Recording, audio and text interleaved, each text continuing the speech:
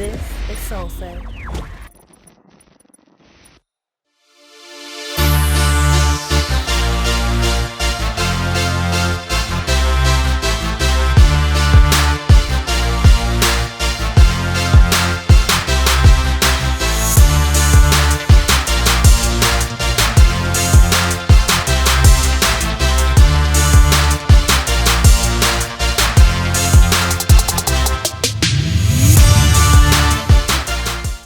Hey, y'all. It's your girl, MzMetchi, and we're back for another episode of Corporate Chronicles. I'm your host, and thank you so much for joining me again. Special shout out to our friends at Solsei Co, who helps us produce this podcast. And we also have to say thank you so much to our sponsors, the Law Office of C.N. Norris and Tax Strategy. Now, you all know this podcast is dedicated to people of color, so I can help you all survive and thrive in the workplace. Tonight's topic. How do you deal with vacation shaming? Now, this is a new term that many people may not be too familiar with. So first, I'm going to go ahead and define what vacation shaming is, and then I'll share with you my story because we got to get into what happened to me. Vacation shaming is a term used to describe work environments where coworkers and bosses use peer pressure and guilt trips to discourage employees from taking time off. Now look, I know no matter where you've been, whether you worked at McDonald's all the way up to a Fortune 500 company, you've dealt with this at some point. You want to take some time off and your job is like, no, we need you. So let me go into a time that really sticks out in my mind as far as vacation shaming. I was getting married in April 20th, 2018. So very, very recently. And when I came into the company, I let them know, I'm going to need the last 2 weeks of April off in 2018 to be there for my wedding and get everything together. And then I'm also going to need that time off so that I can go on my honeymoon, okay? And just take a couple days to breathe because wedding planning, that's a whole nother topic. Let's stay on topic here, okay? So I let them know that I had my approved time off from the email exchanges. I worked that into my contract before I actually took the job. I'm like, look, don't hire me if you can't give me this time off. Period.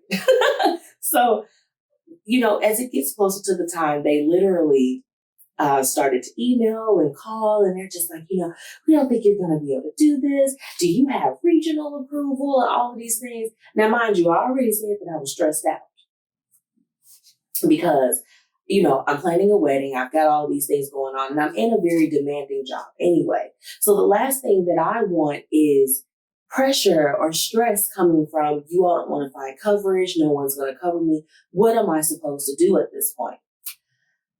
If it was not for another manager that stepped in, she was a manager that was above me, and she said, look, girl, I've got your back. We're going to make sure that you're covered. Don't let these people stress you out. And it was that moment that really stuck out to me because it's like, for one, a lot of people don't really take off because they don't have anyone to have their back. So I'm not going to say her name, but shout out to her. She still remains in my mind and my heart because she literally took away that discouragement that I was feeling of not taking my time off. Okay. The real reaction. I was pissed off, y'all. It was bad. I'm like, you all gave this time to me. You approved it. And now you are basically going back on your word of what you said before you initially hired me and making it increasingly difficult for me to take this time off without the stress of wondering what's supposed to happen while I'm out. Who's going to take care of things? Who's going to jump in? There were a series of things that was going on with my situation.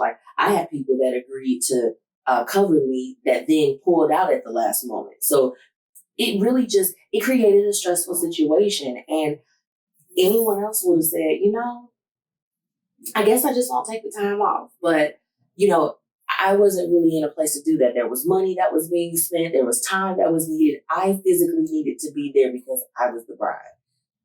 Okay. They definitely tried to shame me. So, I was just like, they're like, you're taking off so much time. Why are you doing this? And I'm just like, okay.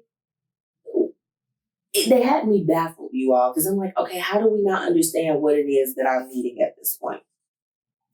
It brought me to thinking, why do companies make it so hard for their employees to actually take time off? You know, you got your coworkers, they're just like, oh, you're taking off 2 weeks. How did you get that time? And I'm just like, I negotiated it.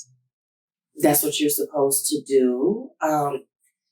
The question that stands out is, why is it so difficult? Or why, when someone has this time that they've accrued or that they've requested or negotiated into their contract, however it came about, why, when it's time to actually let them utilize it, does it become a problem?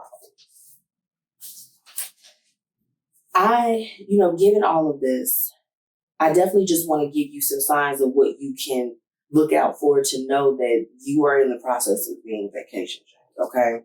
So the biggest thing was my coworkers, they seemed to have been a little bit taken aback, like, okay, you've got this time, you got all this time, why do you have this? You know, people are going to question when you want to go on vacation and do things. People are nosy. That's first off. And it's really a problem because it's just like, why is it that within the corporate America culture, do we not take the time that we need to rest, rejuvenate, and really, really take time for ourselves? If you start a job and they say you get 2 weeks of vacation, you better take all 2 weeks of that. That's first. But we're not into the tips yet, okay? Your job, depending on what you do, they really may make it difficult, between putting certain rules and policies in place to kind of create some obstacles along the way. If you're finding that you're reading the email and it's becoming more and more difficult for you to request that time off and do what you need to do, yeah, you might be getting vacation shamed, okay? What I want to do now is provide you with some tips that I think will be very, very helpful so that you can avoid that when you're in the workplace. Make sure that depending on what it is that you do, that you choose your time wisely, okay? So if you are a tax preparer, you might not want to plan to be out of the office for 2 weeks during the peak of tax season, okay? Just to give you a little bit of an example. You know the trends for your business, so you definitely, if you are working in corporate America, you want to make sure that you're choosing a time that's going to be a good fit for you, of course, because you're number one as far as this is concerned, but also that's going to be conducive for your team because no one likes a person that's selfish. So try to look at all of the factors and choose your time wisely. Communicate in advance. Okay. Now we know a lot of times you see deals on Groupon and all of these amazing things, but you want to make sure that you do give your team enough time, give your management enough time and let them know, hey, I'm thinking about taking this trip.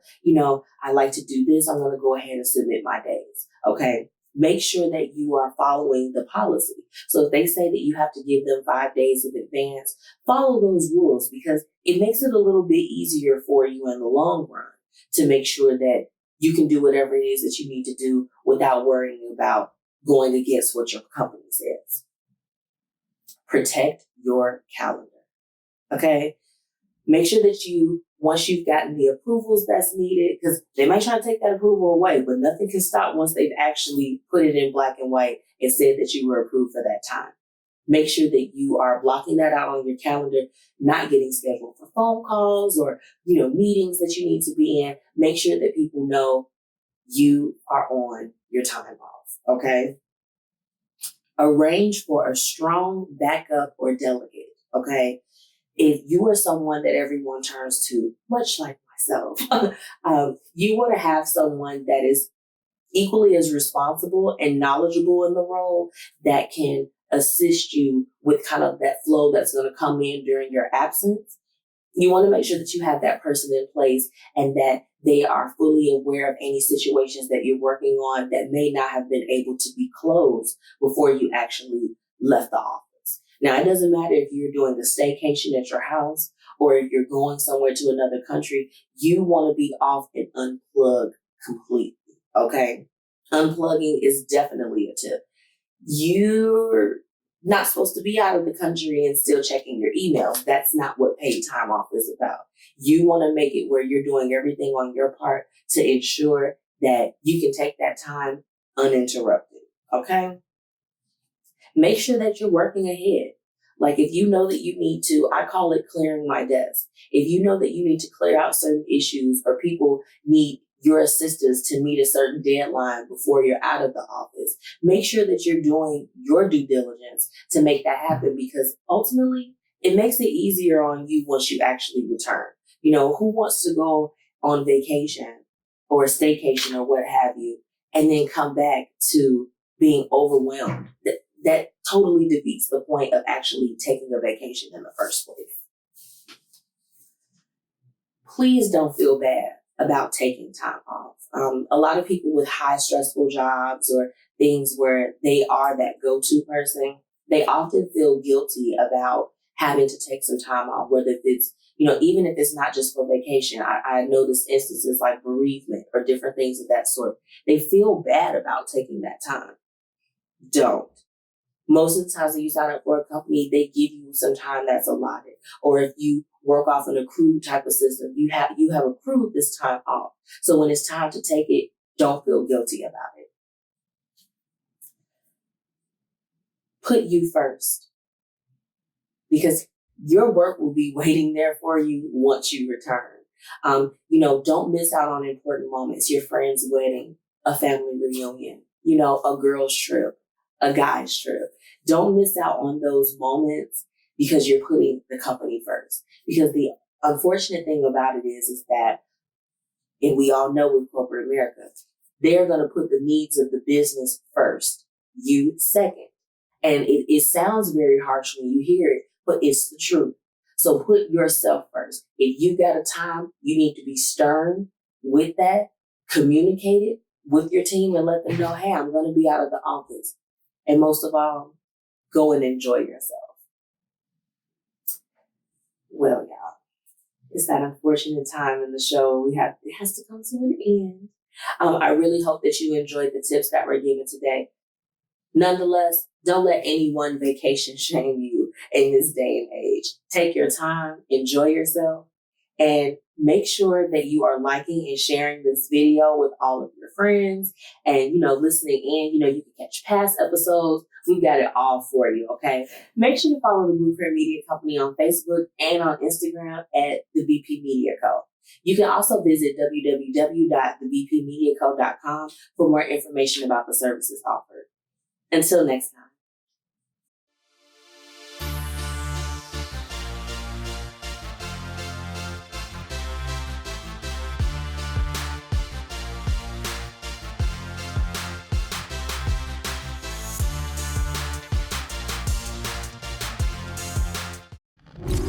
This is Solsei.